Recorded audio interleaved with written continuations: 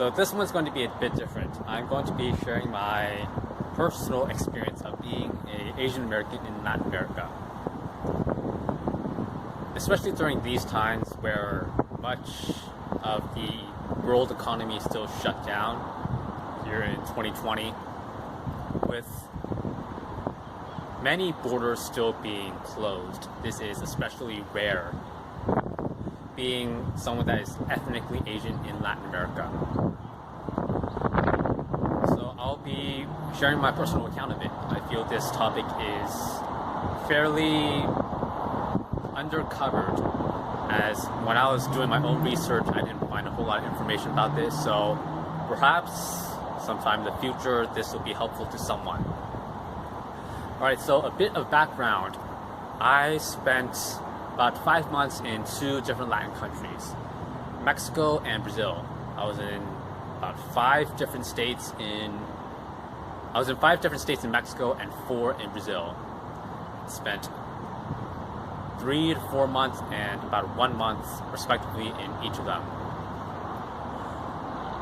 So start with Mexico. So Mexico, I'm going to overgeneralize and group the first section of Mexico I'm going to talk about into, I'm going to call it Central Mexico. So I am referring to Oaxaca City, Mexico City, and Guadalajara. So this part of Mexico, and around the middle of Mexico, it sees far less tourism than other parts of Mexico, such as in the Yucatan Peninsula, where there are many famous beaches, or near the US-Mexico border, where obviously there's going to be a lot of interaction between 2 peoples from different cultures. So this part of Mexico, it's going to be a bit less touched by tourism. So my experience in that area, I did get a lot of stares as I looked different from pretty much everyone else. And I felt there was a presumption that I had a lot of money, which is not true yet. All these catcalls of Chino dinero, which means roughly Chinese person, I want money, around there, because my Spanish is not that good. And these calls, they would sometimes get aggressive from these beggars. They would really want money from me. Besides that, I remember there was one incident in Oaxaca where I think the people there in general, they tend to be very mistrustful of outsiders. I also have I talked to a Colombian that lives there. She says the same thing, and she's Latin as well. She's just from a different area of Latin America. People in Oaxaca, they tend to be very mistrustful, because I remember one day when I was going out to get lunch, that some of the locals there, seeing that I was not from around the area, presuming I wasn't from around the area at least, they called the police on me, and I was brought to the police station for going out to buy lunch. This was around in May 2020. Of course, this video is a general overview, so I'm not going to get into that, but that's just to put things into context. So this area, Central Mexico, did I feel safe there? Well, I would say that I had to keep my guard up a lot more than in previous parts of the world I've been in. I've been in pretty much every country in East Asia. And these extra precautions I took, this extra added awareness, it's something that I've never had to do before previously. And this was the first time I had to do when in this part of Mexico. So these 3 states roughly covered as an overview. Next part of Mexico is the Yucatan Peninsula. I was there as well, about around 2 months, something like that, for a good while. So this part of Mexico, it is famous for its beaches, its Mayan ruins such as Chichen Itza. As such, this part of Mexico gets quite a bit of tourism. It's one of the more touristy parts of Mexico. As such, probably many of the people here in the Yucatan Peninsula, in the Gulf of Mexico, they are more accustomed to seeing foreign faces. As such, I did get a few, looks of, oh, he looks different from everyone else. For the most part, nothing really happened. Some of the major cities in the Yucatan Peninsula, they are Merida and Cancun. Those are two major cities. And Cancun, I heard from a local that most of the people in Cancun, they're not even from the area. They move from other parts of Mexico to work in tourism. So further adds to a more openness to a mix of different peoples. And even in the more rural parts of this area, in the Yucatan Peninsula, I remember one time, a local asked me if I needed a ride when I was walking alone by myself on an empty road, sort of like this, which I politely declined. And these offers of a free ride, I didn't get one since I was in Thailand more than a year ago, northern Thailand. So it was nice. It was a nice gesture. And speaking of rural areas, in this Yucatan Peninsula, in the more rural areas, I was in Quintana Roo, area called Solferino, around there. Some of the kids there, they would stare at me because I look different than most people there. But just a quick smile and hola, which means hello in Spanish, it'll get them to brighten up their face. So this part of Mexico, the Yucatan Peninsula, which includes the states of Quintana Roo and Yucatan, did I feel safe there? I think it was all right. This part of Mexico. Of course, you still need to be careful because you look different from everyone else, but for the most part, you're fine. Right, and moving on, that's Mexico, very brief overview, and next is Brazil. In Brazil, I was in 4 different states. I'll start with Sao Paulo and the state of Paraná. Right, so these 2 parts.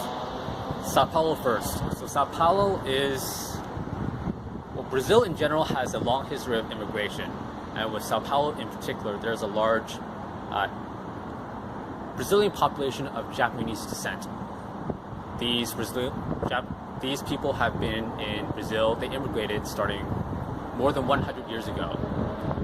And I asked some of the local Brazilians in this area in Sao Paulo. They said that if they just looked at me, they would presume that I was just a Brazilian from Sao Paulo.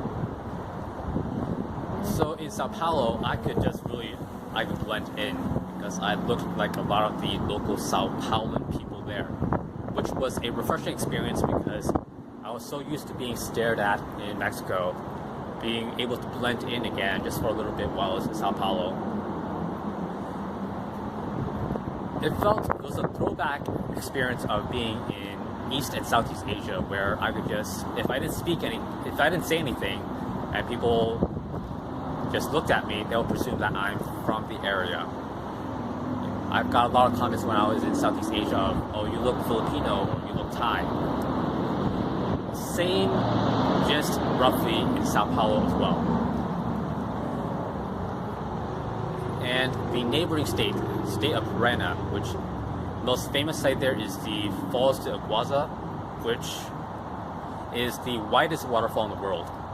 I was only there briefly, so this area seemed to have a very heavy European influence, which is quite common in southern Brazil from what I hear from Brazilians. Of course, I did look different from most everyone else in the Paraná state, but no one really paid too much attention to me there. So these 2 states, the Sao Paulo and Paraná, did I feel safe? I would say for the most part, yes, just in terms of how it looked. Thing to note is that in metro areas in Brazil, there's quite a bit of petty crime, so you have to be wary of that. But besides that, just by being Asian, there was really no problems there. Right, next, moving on to a different part of Brazil, Manaus. Manaus is the biggest city in the state of Amazonia, which is in the Brazilian Amazon. It's a city in a jungle of about 2 million people. And this part of Brazil looked quite a bit different from the other parts of Brazil I was in. It is, for the most part, pretty much everyone there they have heritage of being Native American.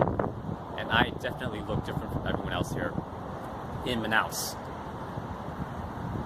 I didn't see another Asian face there, so I was pretty much different from everyone else. And from walking the city streets there, I got a lot of looks there and a few backhanded comments where I could just tell that it was bad news. So, Manaus, did I feel safe there? I'll say this part of Brazil and in all of the parts of Latin America I was in, it was the place where I felt the most on edge. So, just based on looks, you have extra precautions to be aware of from an Asian perspective. And the last part of Brazil I was in was Rio de Janeiro, which it's a bit unfair that I am generalizing, but anyway, so because I was both in the major parts of the city, the more affluent areas, as well as in the favelas as well. I lived in a few nights in the favelas. Favelas are slums in Rio de Janeiro, where poor people live.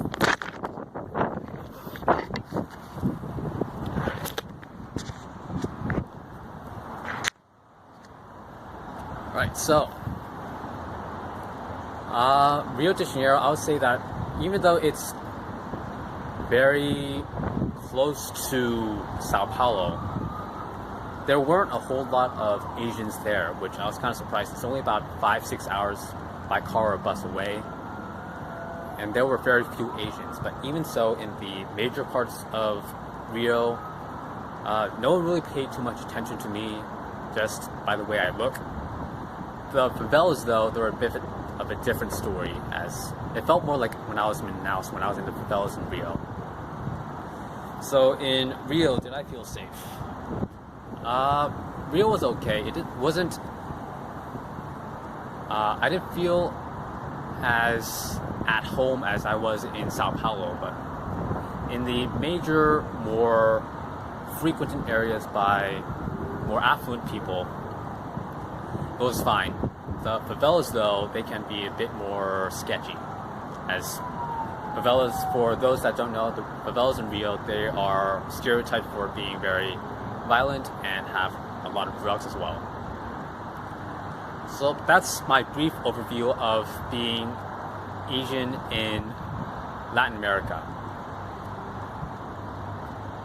Not sure how I'm going to end this, so I'll just leave it at that.